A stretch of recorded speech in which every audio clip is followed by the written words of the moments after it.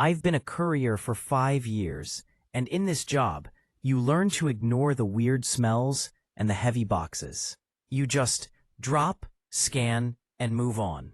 But last Thursday, I was out in the suburbs, delivering a signature required package to a house at the very end of a cul-de-sac.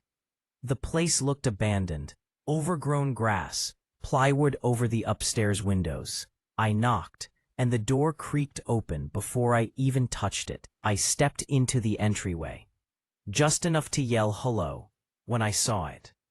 Sitting on the dining room table was a massive, high-definition monitor. It was showing a live feed of the house right across the street. I saw my own delivery van, the engine still idling, and then I saw a woman in the house across the way, sitting on her couch, reading a book. But that wasn't the scary part. Next to the monitor, there was a specialized long-range surgical device. It was pointed directly at the woman's window. On the screen, there were red crosshairs centered right on her forehead. My heart didn't just race, it felt like it was trying to punch its way out of my chest.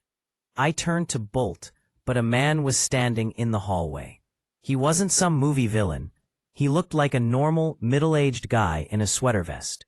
He was holding a remote and he looked disappointed. He sighed and said, "You're early, Jason. The schedule said 3:30. My name isn't Jason." I didn't say a word. I threw the package at his face and sprinted. I didn't even use the door. I jumped straight through the screen of the side porch. I dived into my van, floored it, and didn't look back until I was 3 towns over. I called the police from a gas station. When they raided the house an hour later, it was completely empty. No monitor, no device, no man in a sweater vest. But when I got home that night, there was a package sitting on my own front porch. I opened it, and inside was a single, high-definition photo, taken from the perspective of my own